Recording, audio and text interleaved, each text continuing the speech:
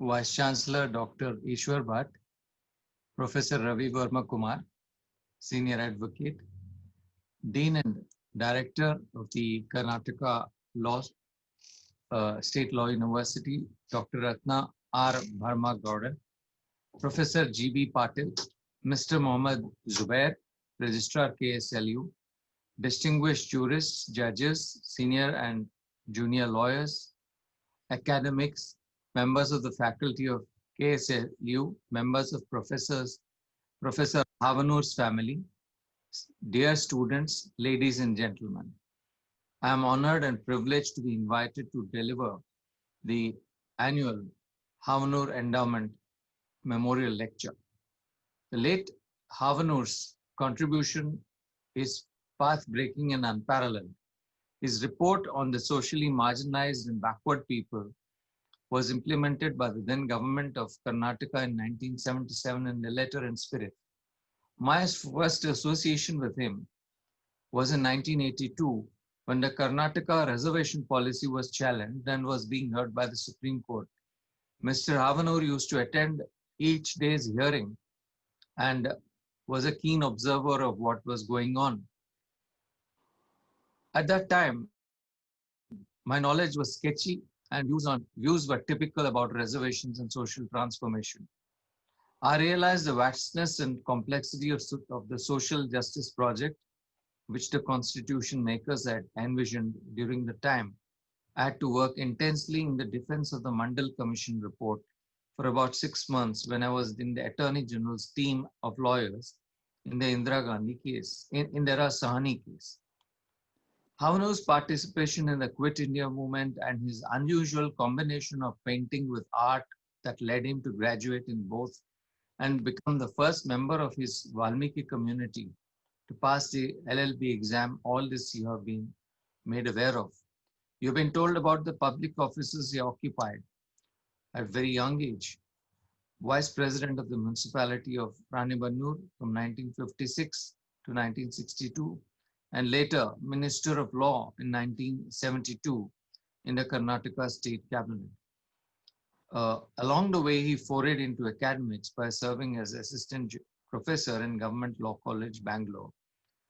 Then came the landmark contribution of his career in 1972 when he was appointed under the Commissions of Inquiry Act as chairman of the Karnataka Backward Class Commission.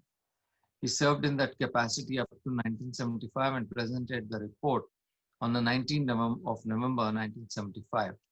He was also a member of the Legislative Council in Karnataka, from where he resigned in 1981. Professor Havanur's report, published in 75, and its implementation was a truly decisive moment in the social transformation of Karnataka's socio-economic political structure. He was one of the early thinkers who expressed that the Indian Constitution does not express itself against caste. And I think those living in Karnataka and who have, and a multitude and countless people who have benefited as a result of the policies that came out of that report and the successive rounds of policies and legislation would, I think it will take generations to realize the depth of what his contribution was to society. His in-depth study of backward classes and tribes compelled the Lawyers Committee for Civil Rights, Washington, you have been told about this, in the African National Congress to invite him for preparing a saw frequently crinkle into warm smiles when he had an anecdote or humorous episode to share. It is in the fitness of things to remember the late Havanur was the founder president of the Lawyers Forum for Social Justice. My theme for today's talk is combating discrimination and the need for a new framework.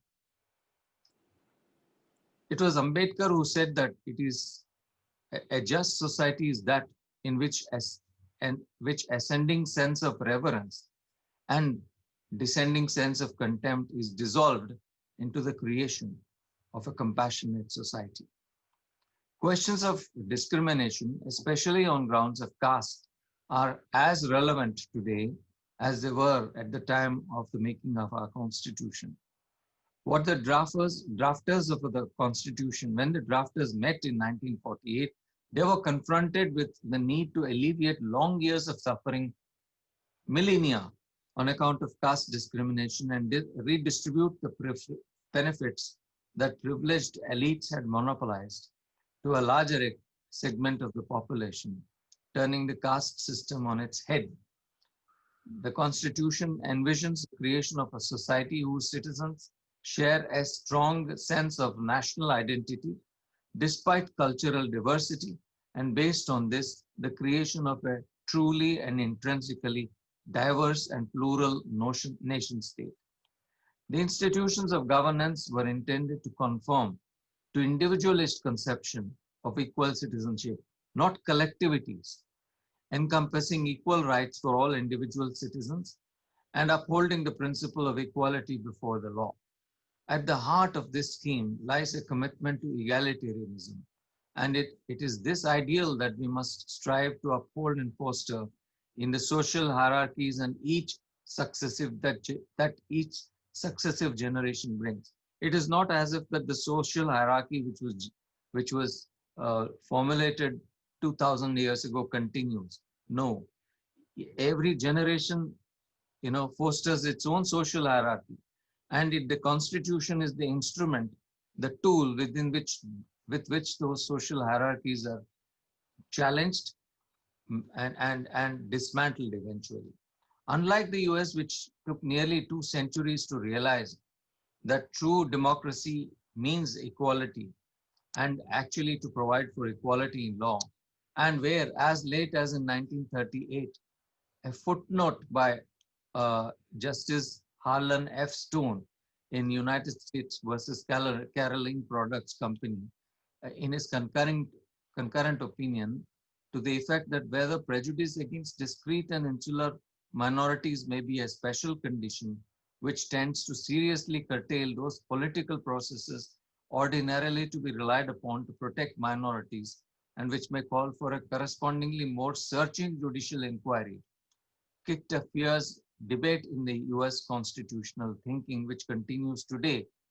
Unlike that in India, our freedom fighters and our constitution makers were keenly aware, very fortunately for us today, they were acutely aware of the terrible divisions in society that social hierarchies had brought about through centuries of practices ingrained into religion and ritual. India's constitutional project must be viewed as an exercise in at once deconstructing and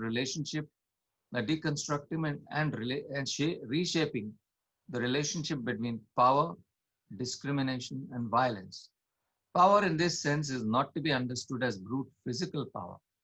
The power that I refer to here is access to or control over one's freedoms, over one's capabilities, and over one's dignity.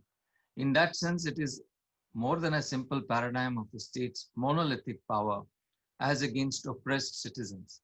It is a construct that applies to all power equations between citizens, between aggregates of citizens, and incorporated collectives of economic powers, in short, huge corporations.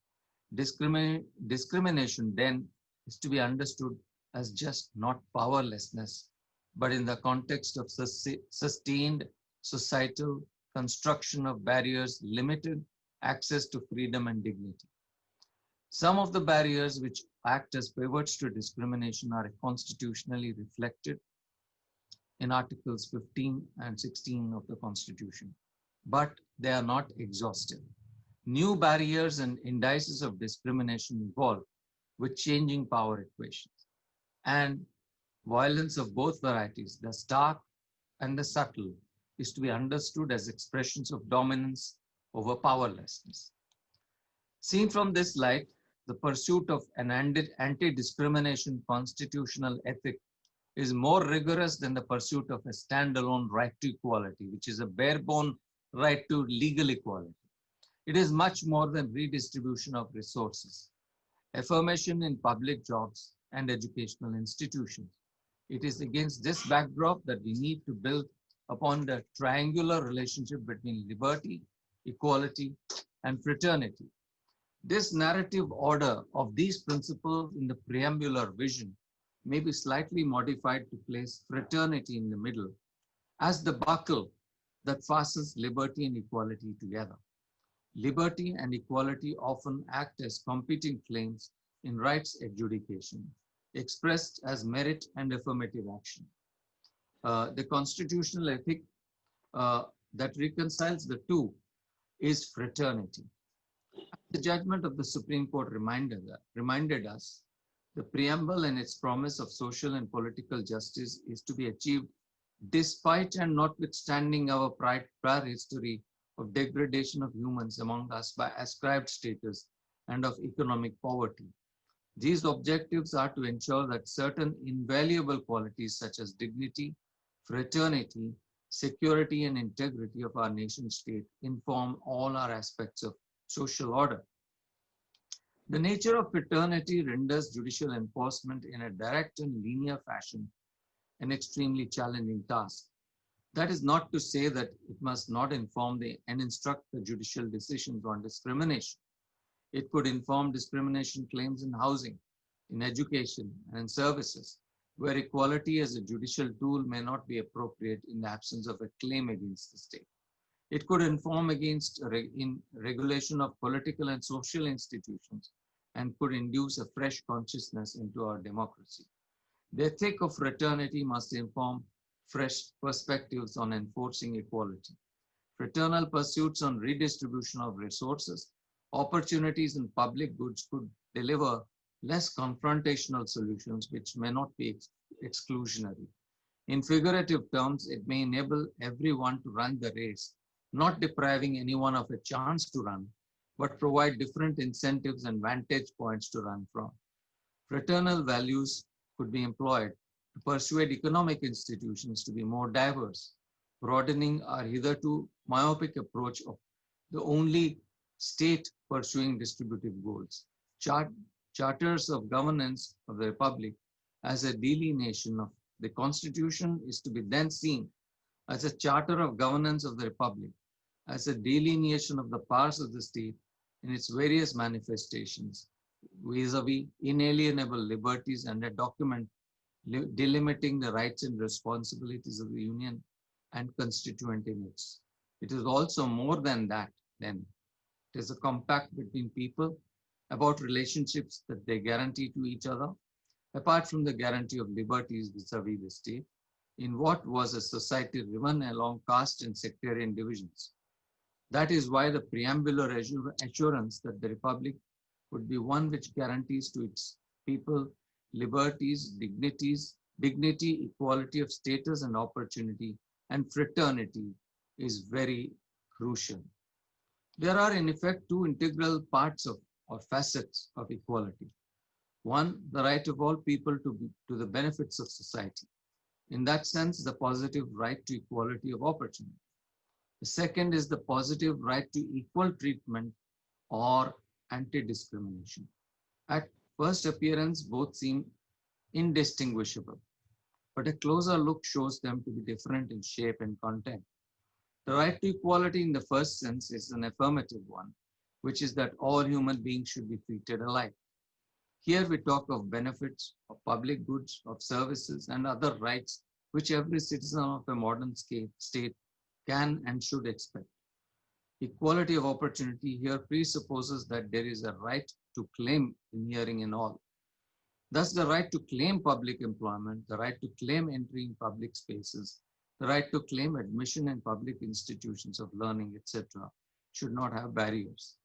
The second limb, that is anti-discrimination, is to ensure that existing barriers, not just in the state, are addressed through innovative state intervention, through policies, through legislations, and ensure that the largest number of people benefit and partake of the benefits of progress achieved. One of the unique provisions that our founding fathers gave us in this constitution was their against discrimination, not only against public institutions, such as in education and public employment, but also in access to facilities that are publicly available, which are not always state-owned. That is, access to establishments that are not state or owned or funded. This access by reason of Article 15.2 in today's economic setup means that access to shops, places of entertainment, hotels, public restaurants, and places of public resort cannot be denied on proscribed grounds, which is caste, religion, gender, place of birth, etc. Now, access is to be seen, according to me, in a broader manner and not in a narrow manner of physical access.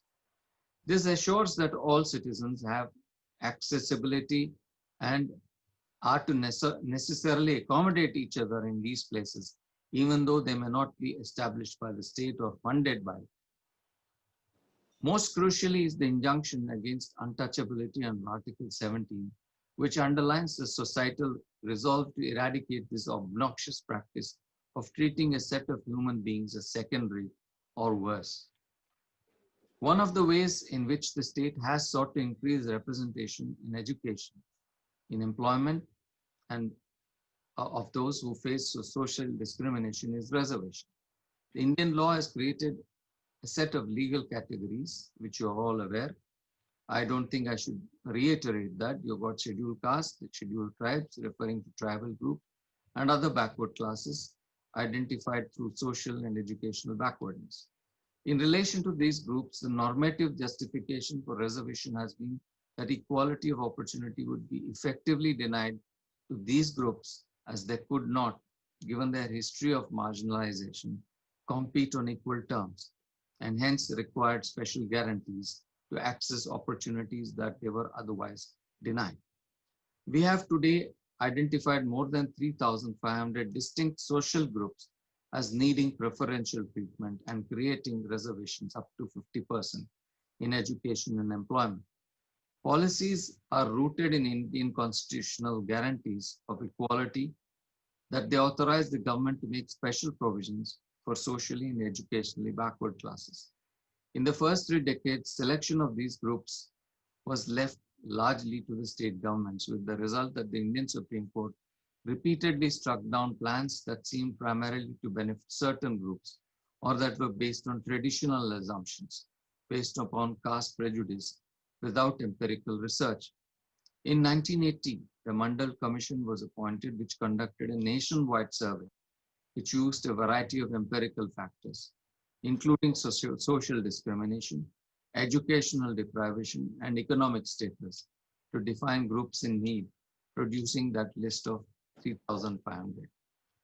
India has tackled the question of differential needs of affirmative action amongst these groups in various ways.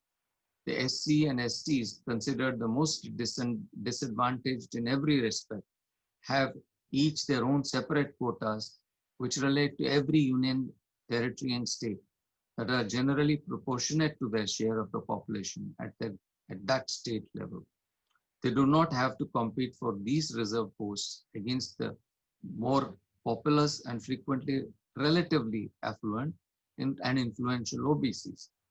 In 1992, the Supreme Court created a further level of differentiation within beneficiary groups by imposing a means test for individual eligibility. That is the creamy layer approach to address 2 different but related concerns: that the benefits of reservations are not distributed evenly throughout a backward group, but are instead monopolized by persons at the socioeconomic top of that group, and 2, that reservations are going to persons who do not in fact need them because they have been raised in privileged circumstances due to parental success in overcoming the disadvantaged status of that backward group. Now, I do not want to consciously get into the merits or demerits of it. India's equality jurisprudence aspires to secure a society free from all distinctions based on caste. At the same time, it permits and, as necessary, means to that end, caste-based remedial programs, but only when those programs are carefully designed, limited, and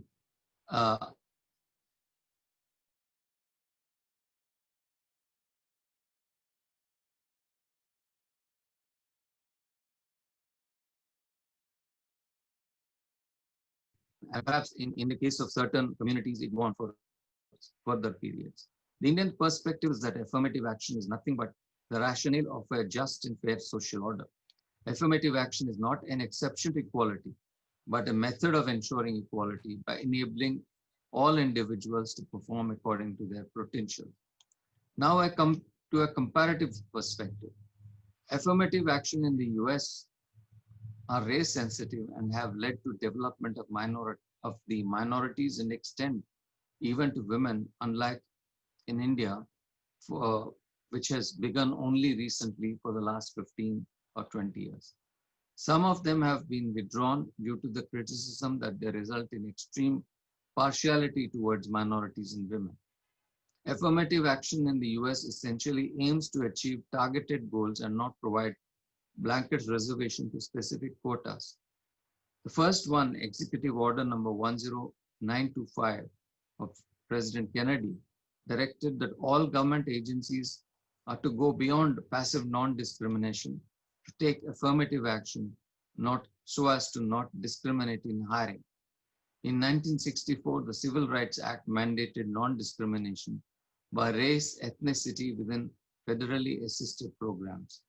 The Executive Order of 10925 was revised by another Executive Order, 1965, which called for affirmative action in recruitment and outreach practices. The objective of the mechanism in the USA is to combat racism and discrimination in general in American society. It is argued that such action diversifies homogeneous institutions and places of employment.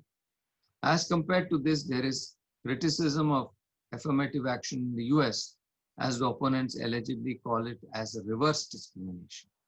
It is said to be psychologically deleterious to the colored people, women, or other intended beneficiaries. Another line of criticism has been proclaimed by the critical race theory, which argues that the affirmative approach programs are not unconstitutional or unfair, rather slow-paced and ineffective. Coming to South Africa, which, like India, has a long-standing and rigid history of social discrimination, combating racial inequalities is the main aim to affirmative action in that country. Some consideration is also to be paid to the need for affirmative action in favor of women. It was in 1994 that every South African was allowed to participate in parliamentary elections in the form of one person, one vote. Till then, even that suffrage right was lacking. Following the attainment of democracy, the government, led by the African National Congress, chose to implement affirmative action legislation to correct previous inequalities. This policy came to be known as the employment equity. The reconstruction and development programs thus began to address past imbalances. Affirmative action in South Africa ensures that qualified people from designated disadvantaged groups have equal opportunities. The Employment Equality Act of 1998 gave an increased impetus to affirmative action movement in South Africa. Although affirmative action has altered the political and economic conditions of the once apartheid state, it has not succeeded in widely transforming the lives of the poor and marginalized. Affirmative action in Brazil. Here, Brazil faced racial ambiguity and inequality in great terms as compared to most other states in that region. In 1968, the Brazilian government signed the UN Convention 111, which mandated the promotion of racial ethnic minorities in occupation. In 2001, a major leap was taken when President Henrique Cardoso signed the National Program for Affirmative Action aimed at diversifying governmental agencies. The goal of this action was twofold: to combat racial discrimination and to expand the access to higher education for traditionally disadvantaged groups. Rio de Janeiro took the first major step in the light of reservation system when in 2001 it announced a 40% reservation of admission slots in universities for colored and Pardo students, and 50% of state university slots for public school graduates. This quota was subsequently reduced due to major criticism, and in 2009 it faced rough weather when the state tribunal struck down this policy. This quota system of affirmative action in Brazil has been subjected to criticism, but it was upheld by the 11-member Brazilian Supreme Court in 2011 in 2 judgments.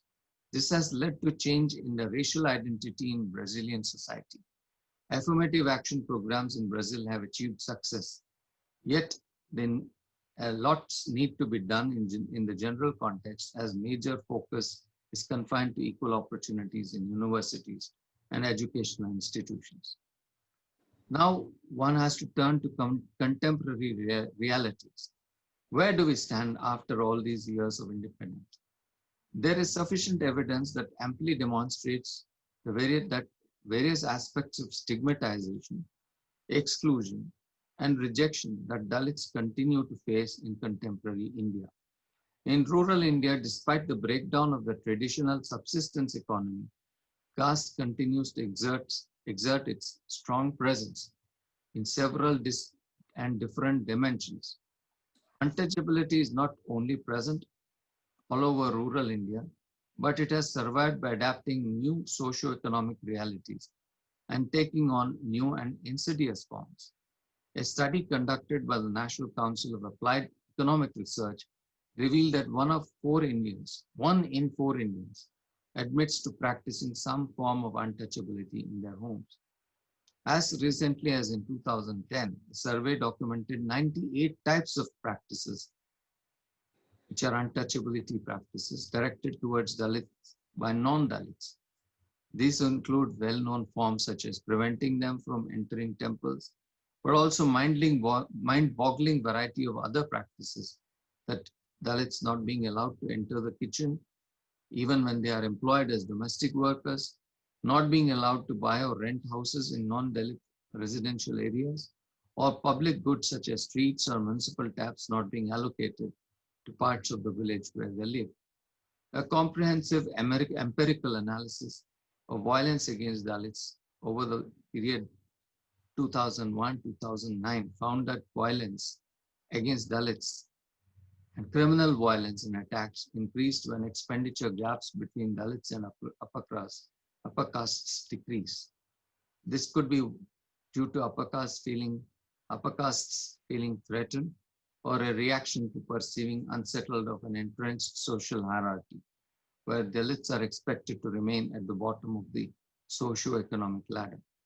In urban spaces too, this form of discrimination prevails, not untouchability, but caste discrimination, with very real consequences of deprivation. An impactful illustration of this is an empirical study conducted by Thorat and Atwell. The researchers sent out exactly identical resumes to private companies, both domestic and multinational companies, in response to newspaper advertisements. The only difference was in the resumes for the easily identifiable names of applicants: Hindu upper caste, Dalit, and Muslims.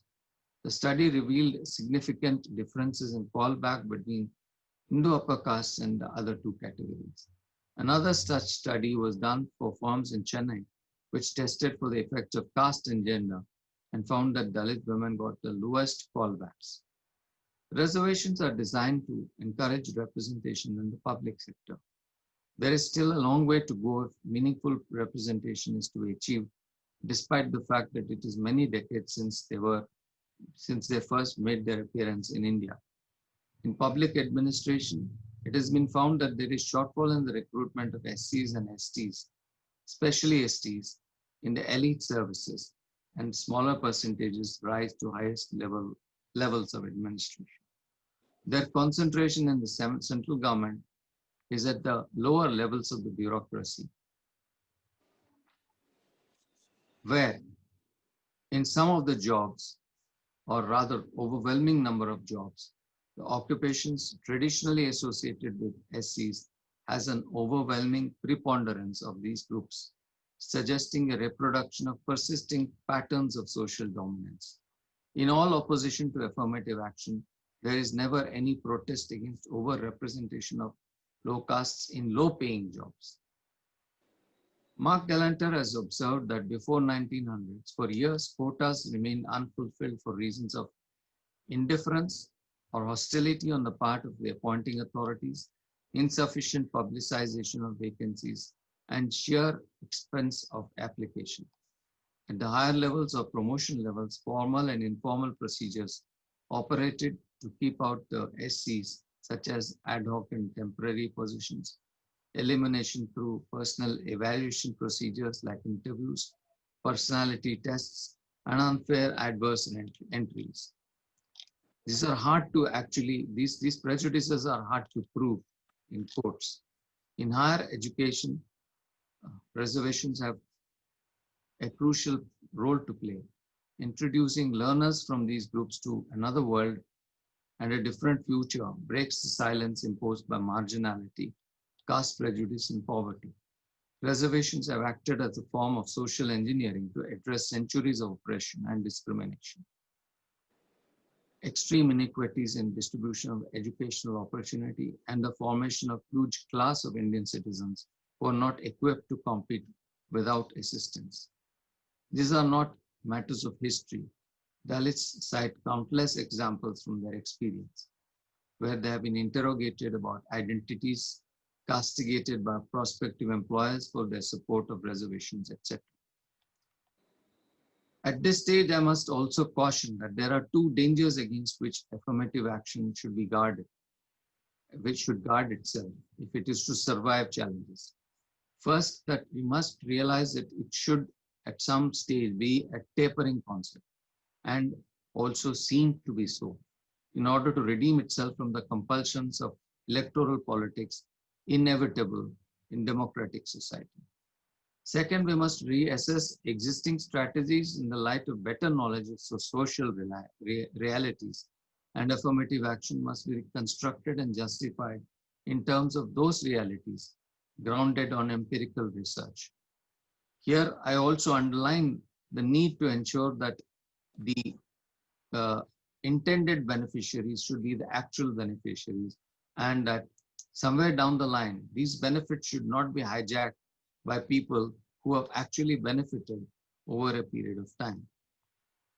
There is a pressing need now to recognize that while reservations play a crucial equalizing role, one should also acknowledge that the more pervasive measures are necessary to truly realize our idea of egalitarianism. Our efforts to combat discrimination must seek more creative ways in which those who are truly marginalized can realize equal opportunities. In education, this can be done through efforts to address educational inequality at much younger ages. Without massive commitment to improving primary school education, we cannot realize the true potential of reservations in higher education.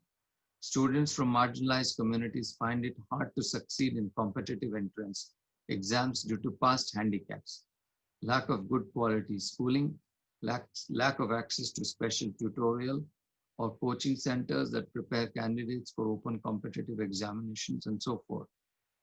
There are specific remedial measures that can be applied to address these problems. Bridge courses, special courses in maths and English, the two areas where the maximum gaps occur, etc. The UGC, the government body regulating higher education, has special funds allocated for such remedial measures. But these funds remain unutilized for the most part because of lack of awareness about them, and more fundamentally because of lack of serious will to make affirmative action succeed.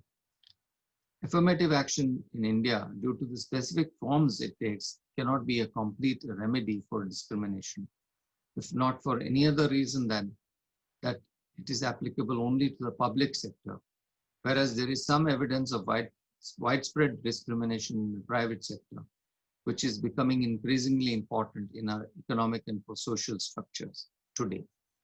To increase efficiency, efficacy, affirmative action policies should be less mechanical. Provision of quotas should be seen as the beginning and not the end, as is the current practice.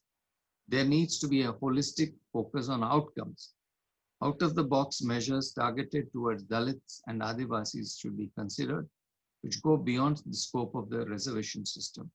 Free, compulsory, and good quality primary education in the communities that are actually able to access, vigorous expansion of employment opportunities that go beyond traditional caste occupations, land reforms wherever feasible, and subsidies and support for self-employment. The American practice of encouraging diversity by incentivizing it, for instance, by awarding government contracts to firms that have a good record of recruiting members from racially or ethnically disadvantaged groups, found echoes in the Bhopal Declaration that was implemented by the state of Madhya Pradesh. There have been attempts by states such as UP, Karnataka, AP, and Telangana for following a policy of affirmative action in awarding contracts, and by that way protecting the SC entrepreneurs' entry into trade, business, and other public works. Recently, the Karnataka enacted a legislation, that is the Karnataka Transparency in Public Procurement Amendment Act of 2016, which reserves 24.1 for SC and ST contractors in government works up to rupees 50 lakhs. This law aims to ensure that the presence of SC and ST contractors and to get the award of contract work to them without rigid tender processes. Orissa too provides for a price preference to SC, ST entrepreneurs to the extent of 10% of contracts of a certain value. Evidence of across all states in India and in different sectors have shown that access to productive employment and decent jobs remains confined to a few sections of the workforce, while the rest eke out a living in the informal economy.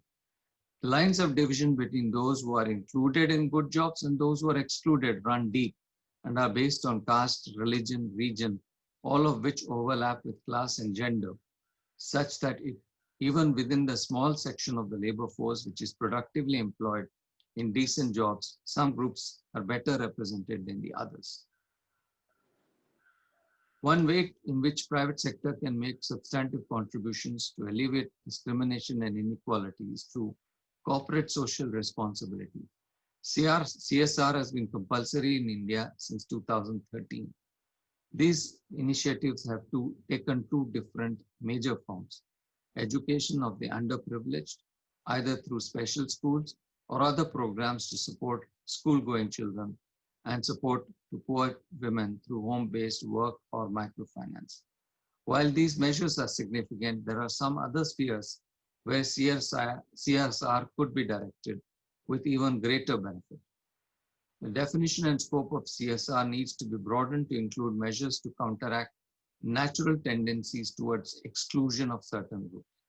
Hiring managers in private sectors also need to be sensitive to societal patterns of exclusion and must consciously make an attempt not to fall prey to dominant social stereotypes which penalize people due to their birth by stigmatizing them into certain jobs, even if they might be individually qualified and competent. In addition to being sensitized to the problem of underrepresentation at the time of hiring, by actively pursuing diversity-enhancing policies, companies can also pay attention to supplier diversity by encouraging supplies from Dalit or other disadvantaged groups-owned firms. The large organized private sector in India could give a huge boost to the micro, medium, and small entrepreneurs owned by marginalized groups. Indeed, this is also one of the planks used in the US, for instance, where minority-owned businesses are not only given active financial incentives, but larger firms are expected to source a part of their supply from minority-owned businesses. The commendable effort was made by the All India Organization of Employers, along with the Federation of Indian Chambers of Commerce, in framing a code of conduct for promotion of affirmative action in the private sector in India. This document sets forth guidelines for the private sector to promote affirmative action in their operations. It recommends a investment in education of historically discriminated groups of society by opening or adopting schools, colleges, etc. in clusters with higher representation of those groups. 2. Skill development programs for historically discriminated groups in their area of expertise. 3. Lending technical or professional experts and support in infrastructure for training of historically discriminated groups and commit to absorb them, the successful candidates. 4. Creation of platforms for direct interface with students and trainees of vocational training institutions and civil societies. And lastly, providing equal opportunities to all qualified applicants for employment without regard to their race, caste, religion, color, ancestry, marital status, gender, etc. This is a good starting point for firms in the private sector to be more inclusive of marginalized communities. In the present day, it is important to make sure that large sections of population are not left out of the growth story, because if they are, the consequent rise in inequalities will generate large-scale resentment and possibly social unrest. Here, like in Madhya Pradesh, it would be appropriate to suggest and implement policies which would incentivize private employers by giving some preference in the matter of grant of public contracts through extra evaluation points if they have up to a certain percentage of the workforce from SCs, STs, women, and other disadvantaged groups. What are people's duties? I will just briefly dwell on them. The time has come for us to own up our responsibility as citizens to promote an equality-based culture. This means that we have to address our own ingrained and unconscious, and at times irrational prejudices. It is these prejudices which result in discrimination. We have to recognize that discrimination of whatever form or kind shares certain features. It can be individual, group, or institutional. It can be direct or indirect, overt or covert. It can be based on belief that one group is inferior. It involves a power relationship, that is a superior group or an individual group in the up position. The problem becomes focused if the inferior individual or group and not on the superior individual or group, that is, for example, reserved category problem, member of religion, or belonging to a backward region, women not being able to take a joke on the workplace, and so on. The individual identity is lost to group identity. For instance, Mr. X or Mrs. X is seen not in their own worth with a particular history, but as part of a group, a reserved category employee and therefore not up to par, or a married woman who might get pregnant and stay off work to look after children. There's a very interesting consensus study report by the National Academy of Sciences, which has categorized the different kinds of behavior. I will not go into detail, but just outline. The first is verbal antagonism, which includes casteist, casual, racist, or religious-based remarks. 2, avoidance, which means choosing one's comfort, caste, race, religion, or one's group over interaction with the other group. This seems harmless, but practiced over long periods leads to exclusion. Segregation, which is the consequence of active exclusion of disadvantaged castes or other groups from allocation of resources or access to institutions. The other behavior is subtle prejudice, which are a set of unconscious beliefs and associations which affect attitudes and behaviors of members of in-group towards out-group. Indirect prejudice results in members of the in-group blaming the disadvantaged out-group members for their laziness, inefficiency, lack of education, drive, and so on. This results in a catch-22. The out-group members have to always keep trying harder, not to be lazy, and at the same time not to impose themselves.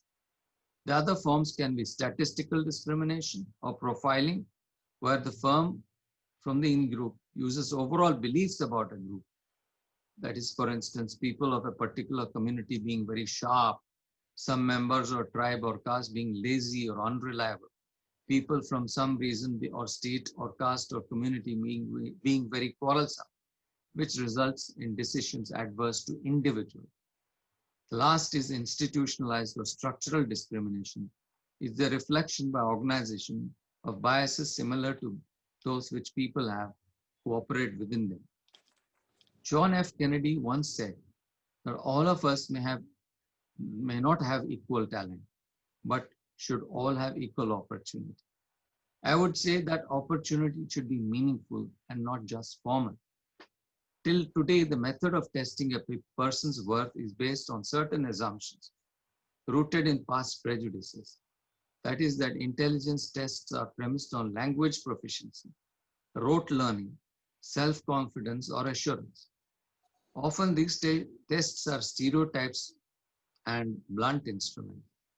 We have started realizing that proficiency in English or general knowledge or other rote-based information cramming is not what society needs, but other qualities which gauge a candidate's ability to absorb information through diverse methods, develop skills swiftly, and communicate effectively with others.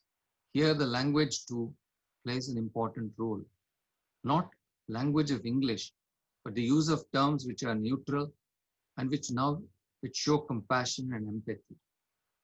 To achieve what is assured to each citizen by our unique constitution, which speaks not only of equality before the law, but also equal protection of law and equality of opportunity, we have to go a long, long way. The Supreme Court has opined that the expression equality has to be understood in the light of the preamble and directive principles.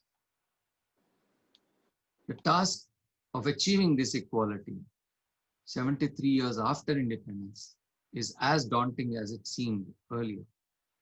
There are promises to be kept, challenges faced by new generations, thrown by disruptions, such as exponential growth of technology, are dangers as well as opportunities. Dangers in that they can and have often created exclusions. Opportunities because new technologies can disrupt and enable empowerment. Yet, all that is of no avail until all of us recognize that each of us belongs to the human race, born in the same manner and are subjected to the same processes of disease, hunger, mental trauma. And that realization results in the treatment of each other as we would wish to be treated ourselves. Not till then, not till we take all people to be as us in our hearts, willing to share our tables and do all those things which we do with our friends and families, can we achieve equality. More than anything, it is the feeling that one is treated equally that matters. Until that is instilled in each of us, that we owe to treat others as we wish to be treated, and we imbibe that in our thought and action, that true justice cannot be achieved. Till then, as Ambedkar very poignantly said, we would have achieved a society where each woman and each man has a vote, but each woman and each man does not have an equal value in the eyes of each of us. Thank you.